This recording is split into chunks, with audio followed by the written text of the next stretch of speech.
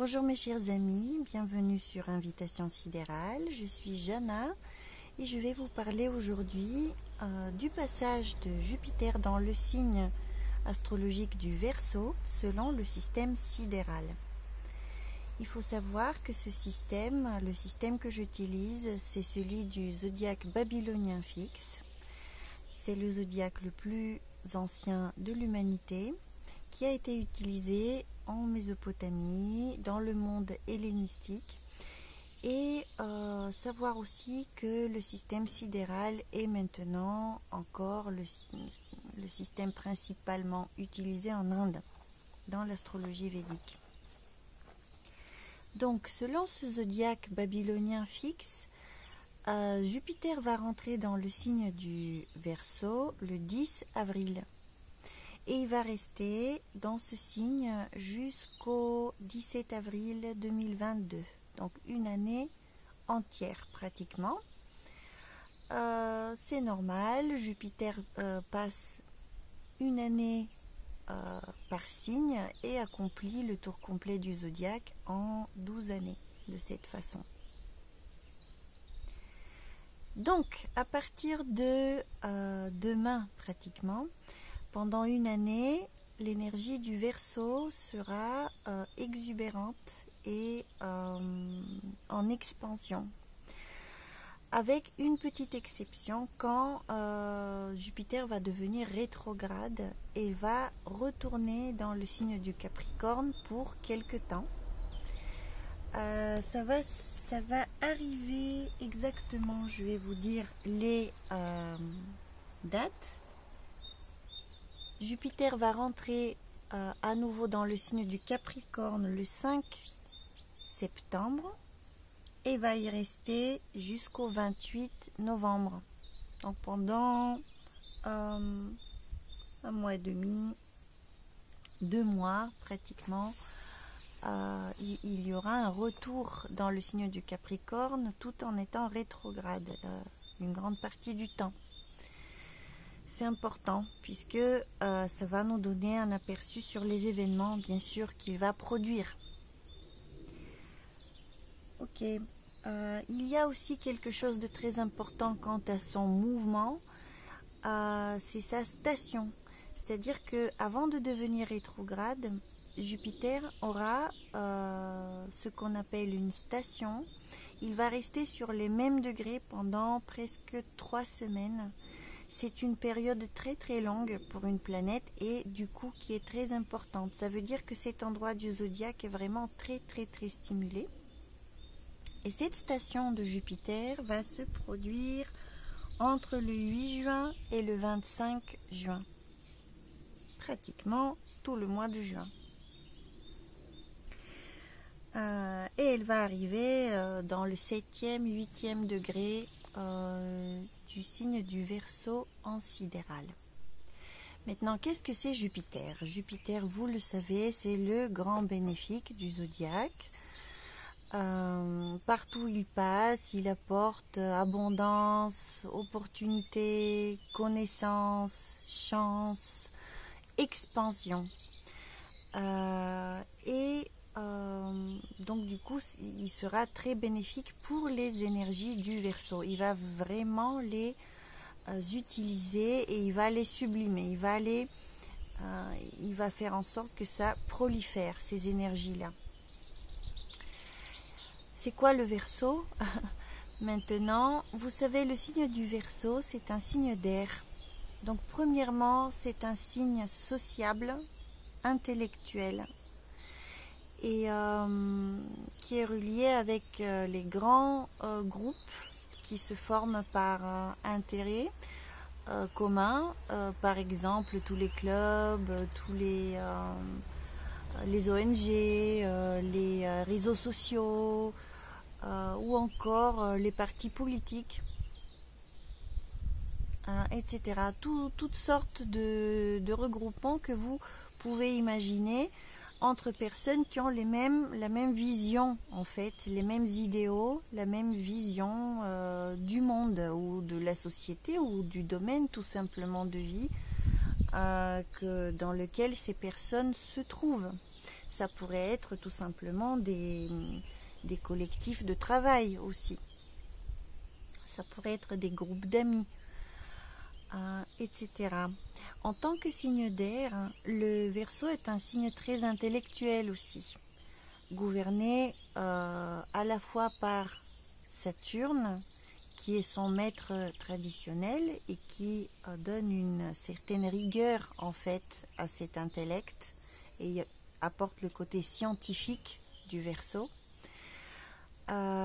Et aussi Uranus qui est le maître moderne et qui va nous parler plutôt de sortir du cadre hors norme et de créer quelque chose d'innovant, d'avoir des idées de génie et d'aller plus loin que ce qu'on a pu faire jusqu'à présent ou penser jusqu'à présent.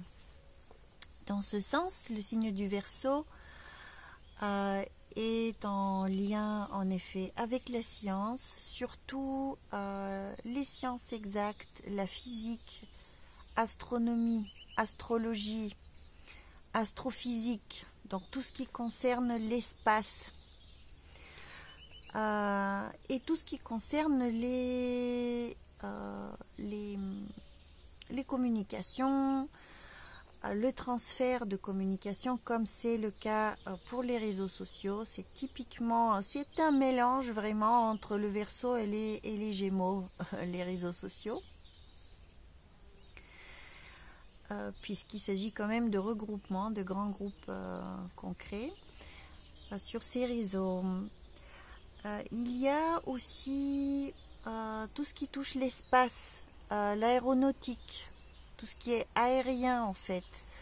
On peut parler par exemple beaucoup de ce qu'on fait dans l'espace, les sondes qu'il y a sur Mars, ou alors des nouveaux satellites, ou encore d'extraterrestres. On pourrait parler d'un coup beaucoup d'extraterrestres, ou nous apporter des informations concernant la vie éventuelle en dehors de la Terre. Donc la physique, aussi la physique quantique. Tout ce qui est également relié avec la spiritualité, puisque vous savez, dans l'ère du Verseau, il va s'agir non pas seulement de science telle qu'on la connaît aujourd'hui, c'est-à-dire sous un point uniquement matérialiste, mais aussi faire son lien avec la spiritualité et comprendre que l'univers est vivant, que tout est vivant, qu'il a une conscience et que la notion de conscience de l'univers va probablement se mélanger avec nos vues scientifiques. Tout simplement, on va découvrir d'une manière scientifique que l'univers a une conscience et que tout est vivant, toutes les étoiles, les planètes, tous les phénomènes que l'on peut observer dans le cosmos. Par exemple, je voulais vous dire que de telle manière que nous avons des milliards de cellules qui constituent notre corps, on peut considérer, selon certaines traditions ésotériques, qu'il existe un homme cosmique dont les cellules sont les étoiles. Vous voyez, les milliards d'étoiles qui existent, en effet, constituent cet être gigantesque qui est l'homme cosmique. Vous voyez de quelle proportion il s'agit en fait. Quand on part dans l'espace, on peut perdre vraiment la notion des mesures, tellement c'est immense. Et Jupiter, avec sa qualité d'expansion, peut en effet encourager ce type de découverte et ce type de pensée. On pourrait être enclin plus à chercher ce genre d'informations. Cette caractéristique du Verseau est très intéressante quand on la met en lien avec les dieux de la Mésopotamie qui ont gouverner ce signe, qui ont été mis en relation avec ce signe, notamment le dieu Enki. Enki, c'était un dieu très ancien, encore à Sumer, qui était en lien avec l'eau douce, contrairement à Tiamat qui gouvernait les eaux salées. Et il était représenté à Sumer comme un personnage avec 2 rivières qui partent de ses épaules avec des poissons dedans. C'est ce que j'ai mis sur ma sur l'image pour la vidéo. Vous pouvez voir au tout début. C'est ce personnage-là. Et vous voyez que déjà, encore dans l'Antiquité, il y avait cette histoire de verseur d'eau. Alors, à cette époque-là, ça représentait le Tigre et l'Euphrate, probablement les 2 rivières qui étaient considérées être le sperme d'Enki, qui était le dieu des eaux cosmiques, en quelque sorte. On peut le mettre d'ailleurs en lien avec le dieu indien Varuna, dieu des eaux cosmiques également, qui gouverne une des portions du Verseau dans le zodiaque utilisé en Inde. Vous voyez, on retrouve un petit peu dans toutes les mythologies et parmi les dieux principaux cette signification d'eau pour le Verseau. Mais il ne s'agit pas uniquement d'eau. Alors bien sûr, Enki, c'était le dieu des sources. Il faisait sortir les sources de terre, donc vraiment la source. Mais l'eau, je pense qu'à notre époque, on peut la considérer sous un autre angle et nous rappeler que l'eau peut avoir de la mémoire et peut porter de l'information en soi. C'est une substance qui est très particulière et peut porter cette mémoire et ces informations. Donc le champ informationnel de l'univers peut avoir lien avec ce Dieu. Vous voyez comment on retrouve la science moderne, pour laquelle maintenant une particule pourrait être à la fois une particule et une onde, peut avoir cette dualité de comportement. Et on part de cette façon, on passe de la matière à la notion d'énergie, de champ énergétique, d'ondulation, de fréquence énergétique, etc. Donc, vous voyez, tout ceci est en lien avec le Verseau à la base. On fait souvent l'erreur en pensant aux poissons pour ce genre de choses, mais ça se trouve également dans le Verseau. Et en effet, dans le Verseau, il y a une portion dans le ciel entre le 15e et le 20e degré où on voit ce personnage déverser une jarre d'eau. Maintenant, c'est une seule. Vous voyez, en Mésopotamie, il y en avait 2. Des 2 épaules. Ok, donc le dieu Enki faisait partie de la Trinité mésopotamienne. Donc c'est un dieu vraiment principal qui est supérieur. Vous voyez, dans la hiérarchie des dieux. Très très important. C'est un ami des humains. Et je pense que c'est tout ce que je voulais vous dire.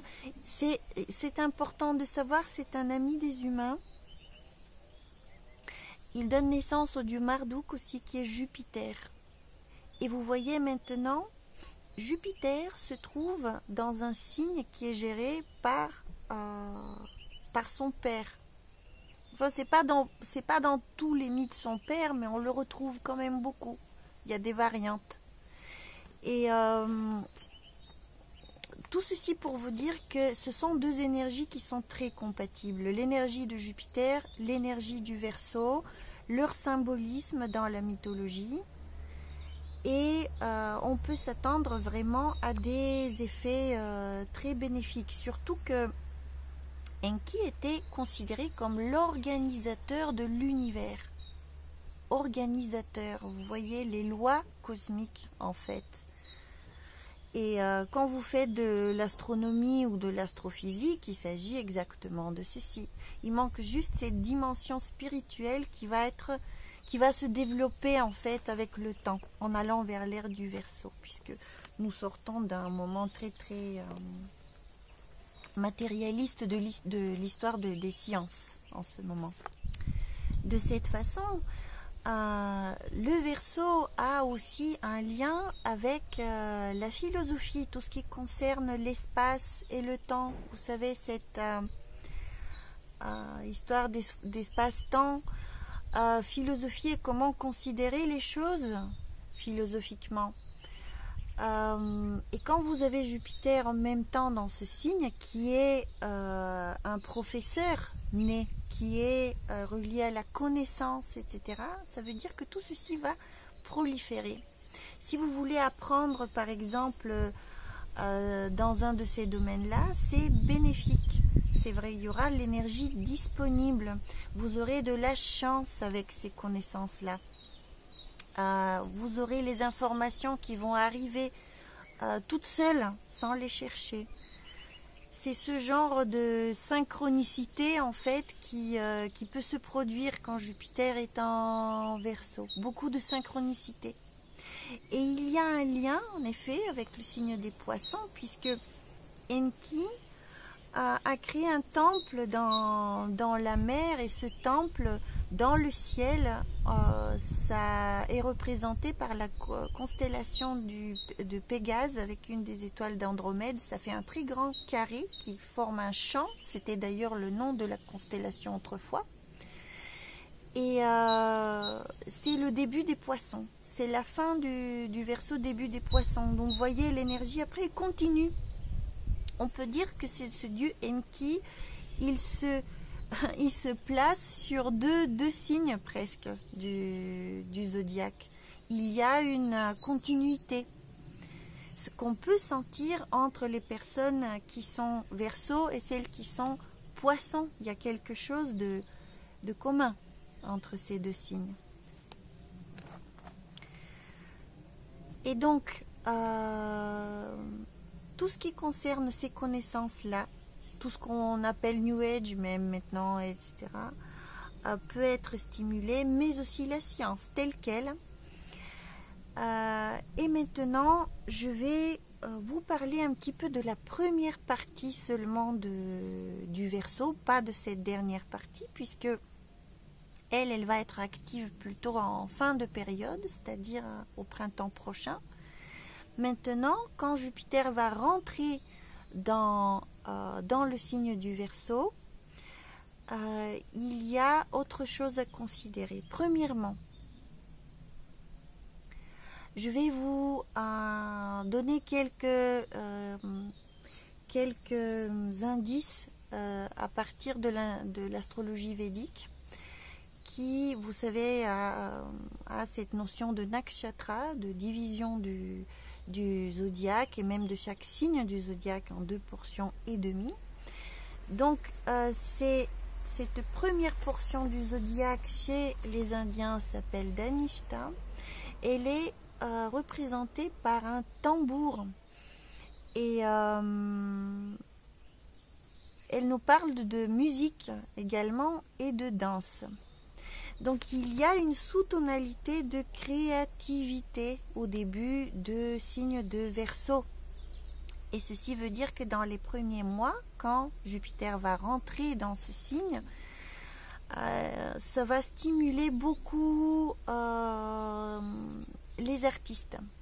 Et créativité, que ce soit en art plastique ou que ce soit des musiciens, il s'agit quand même beaucoup de musique puisque c'est de la vibration, de rythme. Il y a ce tambour qui est le symbole de Dhanishta. C'est aussi un moment très très sociable. On va commencer par quelque chose de très sociable. Alors je sais, nous sommes confinés, en France, mais ailleurs non, dans le monde, pas partout, ce confinement. Et comme énergie de fond, en fait, il y a beaucoup de sociabilité, surtout pendant le mois de mai, mois de juin.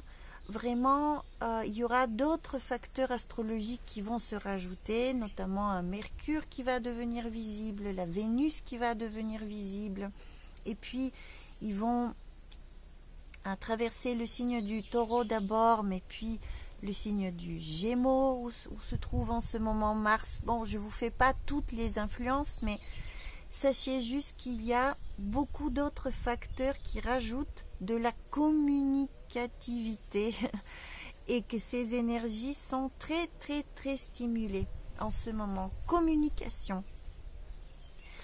Je pense notamment aussi à tout ce qui est formation par Internet, puisque Jupiter, c'est un professeur également. Donc, il peut s'agir de formations en tout genre qui explosent. Je crois que le marché des formations explose depuis un bon moment.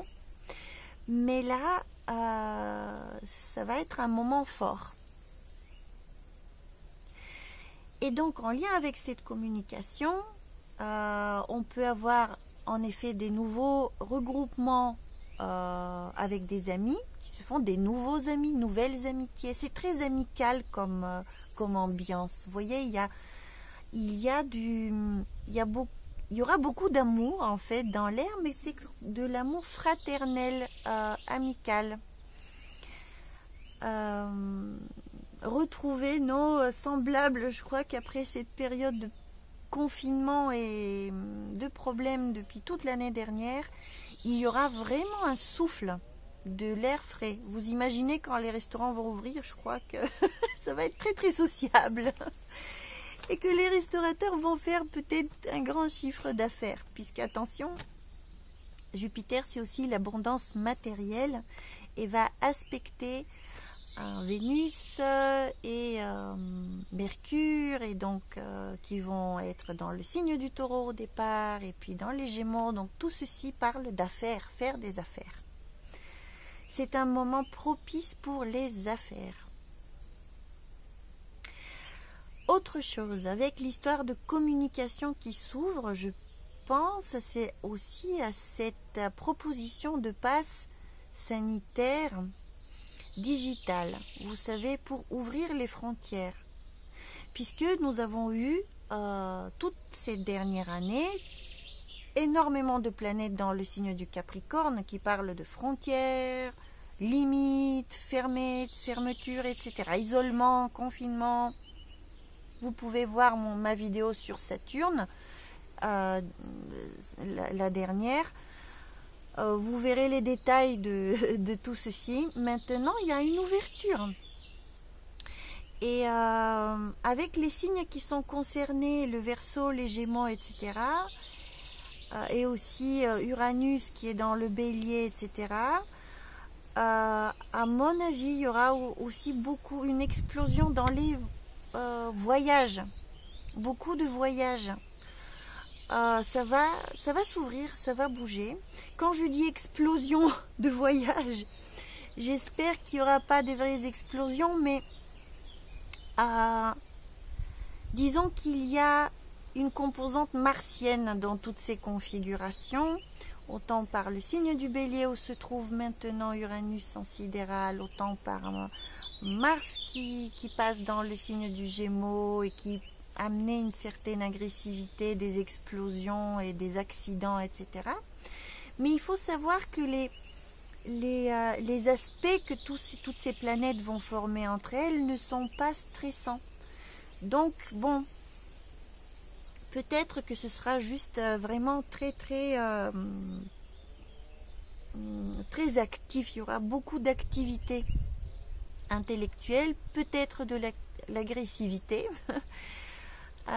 et du stress, puisque ça peut aller vite. D'un coup, les choses vont s'accélérer. Il y aura de la vitesse. Les signes du Bélier, Mars, Uranus, tout ça, qui se rajoute au mélange de Jupiter, Verseau, nous donne un cocktail de vitesse, de rapidité, de passion, de rencontrer beaucoup de gens très vite et puis de passer à autre chose. Ça ressemble à plein de rencontres éphémères en fait. Retrouver cette communication sociable, pas tellement la famille, pas tellement les amis les plus proches qu'on aurait pu voir malgré tout pendant ces derniers mois, mais vraiment le fait d'aller sur une terrasse et de boire une bière ou un café. Vous voyez, donc ça c'est cette première partie, mois de mai surtout, avec Vénus et Mercure qui vont dans le signe du Taureau, et donc les restaurants vont probablement ouvrir. Peut-être les terrasses pour l'instant, on nous a dit. Mais bon, il ne faut pas oublier que tout ceci est valable pour le monde, pas que pour la France. Donc juste un petit avertissement pour le mois de mai. Comme Jupiter va faire carré à Vénus et à Mercure qui sont en Taureau, attention aux dépenses, puisque vous pouvez dépenser vraiment, vous donner un cœur joie. Attention quand même à une certaine modération, parce qu'avec Jupiter ça peut déborder, vous voyez. Acheter trop de choses de luxe, etc. Ok, après, au mois de juin arrive pour Jupiter un moment très très fort. Quand il va devenir stationnaire, je vous ai dit entre le 8 et le 26 juin, il va s'arrêter juste à côté d'une étoile qui s'appelle Fomalhaut, qui est une des 4 étoiles royales qui forment la grande croix dans le ciel.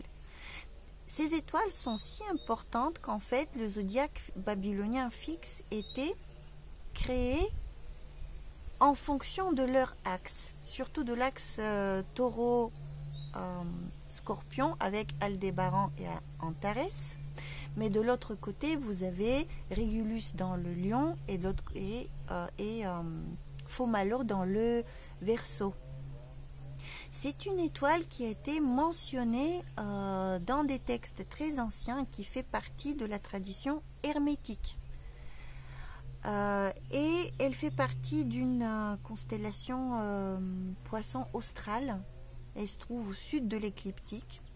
Elle n'est pas très connue, mais c'est une étoile très très importante. Vous voyez, une des 4 étoiles royales principales du ciel. Elle n'est pas très brillante non plus, mais elle est placée d'une telle manière qu'elle est très importante. Et c'est une étoile qui a été nommée le prêtre dans ces textes. Le prêtre, vous voyez la dimension spirituelle du Verseau, le prêtre. C'est une étoile qui est gouvernée par Vénus et Mercure, ou plutôt qui est de la nature de Vénus et Mercure. Mercure, vous voyez, c'est la communication, et Vénus, la sociabilité, mais aussi tout simplement l'amour, et on peut chercher aussi les dimensions plus élevées de l'amour quand il s'agit d'étoiles et de hiérarchie supérieure, disons, dans la spiritualité. Et donc cette étoile, Fomalhaut, elle est en lien aussi avec la musique. Vous voyez, on la retrouve, l'art, la créativité, la spiritualité et à nouveau la communication, etc. Voilà ce que nous dit un texte d'Hermès par rapport aux étoiles qui ont cette nature. Le natif sera célèbre, important, riche, chanceux, il aura de grandes connaissances, il sera haut placé, il sera philosophe, il aura des compétences variées, il aura beaucoup de miséricorde, il va être doué dans le chant, à nouveau la musique. Vous voyez, on retrouve même ce qui est dit dans Danishta, dans la tradition indienne. Il aimera la paix, il sera éveillé, il va aider les autres, il aura de la sagesse, il aura une bonne profession, etc., etc., etc. Tout ceci, vous voyez, une certaine sophistication du savoir, de la connaissance. Et comme par hasard, pile au moment où Jupiter va stationner sur cette étoile qui est si magnifique, en même temps,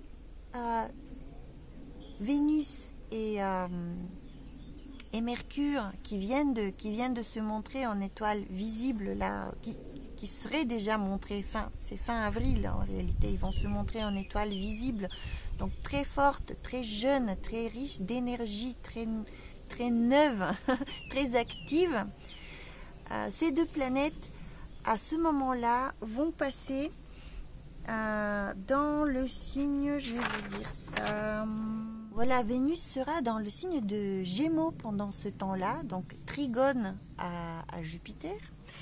Et Mercure, il se promène entre le Taureau et les Gémeaux, mais ça va être plutôt le Taureau, je pense, à ce moment. Le Taureau, c'est ça.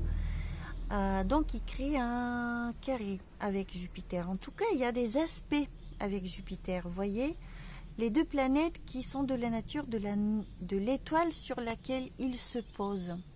Ça veut dire que toutes ces énergies sont renforcées. Il y a une espèce de cohérence, de connivence entre elles. La fréquence, ça va vibrer. Tout ceci est très très bon pour l'art. L'art, il y a Vénus dedans. Donc à mon avis, les lieux culturels vont ouvrir. Il y aura des concerts, il y aura les théâtres, il y aura une grande affluence. Les gens auront vraiment besoin, vont vraiment sortir. Mercure, en étant lui dans le signe du Taureau, il va à nouveau s'agir de restaurant. Restaurant, le Taureau. Mais aussi de nature. On pourrait avoir envie d'aller dans la nature, d'aller marcher dans la nature, de profiter du printemps. Donc vous voyez, tout ceci, ce sont des énergies très très agréables, très positives. Il faut juste veiller à la surexpansion, parce que c'est un petit moment. Après, il y a quand même des choses plus difficiles qui peuvent venir durant cette année de Jupiter. Donc, ne flambez pas tout peut-être, mais là, il y a un moment de relâche, en fait, de plaisir, je dirais, pendant le mois de mai et le mois de juin. Et puis, qu'est-ce qui va se passer après? Encore un événement important, c'est que le mois de juillet, à nouveau, Mercure est très actif. Il apparaît en étoile visible, encore une fois, dans le signe du Gémeaux. Donc, à nouveau, il s'agit de communication. Vous voyez, ça n'arrête pas. En fait, les influences se succèdent. Et jusqu'au mois de juillet, en effet, il s'agit de beaucoup de communication. Voyons Elon Musk ce qu'il va faire avec ses satellites, voyons ce qui va se passer avec l'histoire d'extraterrestres, mais aussi de technologie. Alors tout ce qui est énergie libre, etc., est complètement dans la symbolique, puisque Uranus aussi est en bélier, et le bélier c'est un signe d'énergie, etc. Alors, en parlant d'énergie, je ne vous ai pas parlé de Mars. Mars, il va faire des configurations difficiles aussi pendant le mois de juillet. Et donc, ce sera l'objet d'une autre vidéo. Sachez que tout ceci est... Je vous donne l'énergie de Jupiter qui aide. Mais sachez qu'en même temps, il se passe d'autres choses et il va falloir modérer ces influences. Vous voyez, il n'y a pas que ça. Il y a aussi une configuration difficile avec Mars qui arrive. Donc, vous dites pas, ah Bamboula, tout est fini, ça y est. Non. D'autant plus que... moi, mois d'août, je pense, il y aura des vacances, quelque chose d'assez normal. Et puis, en septembre, je vous l'ai dit, Jupiter, qui est déjà devenu rétrograde, donc il a traversé les premiers degrés du Verseau, et en début septembre, il rentre à nouveau dans le signe du Capricorne. Donc il revient un petit peu comme on est maintenant, comme on était jusqu'à maintenant, jusqu'à présent, vous voyez. Et là, on vit un confinement. Donc, bon, est-ce qu'il y aura un reconfinement au mois de septembre? Il faut étudier ceci de plus près, vraiment, toutes les planètes.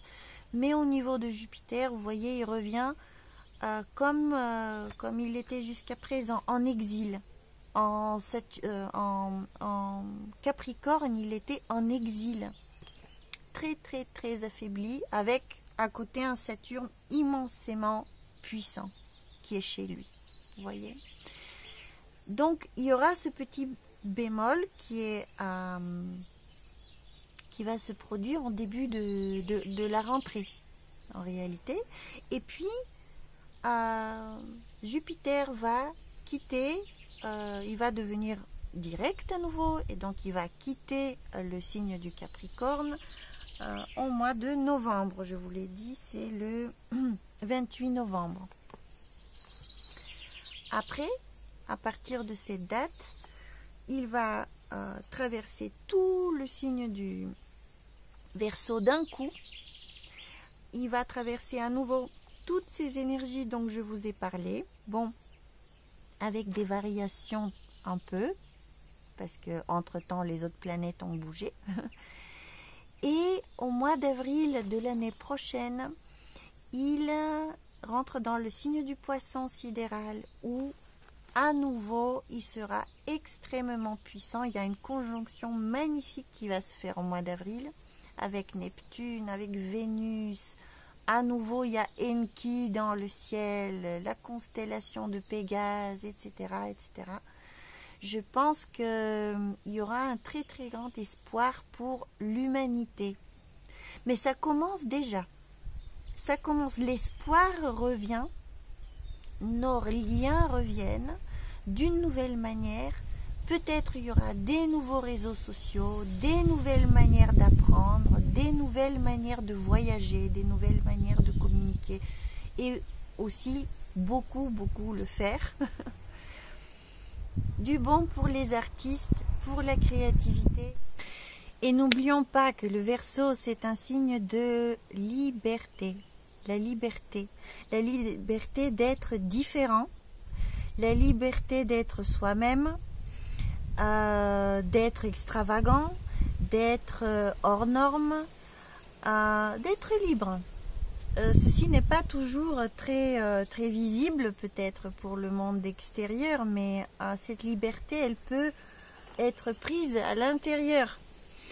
Et avec Jupiter dans ce signe, en effet, on va sans doute retrouver une certaine liberté, diversité, originalité, particularité de chacun, nos personnalités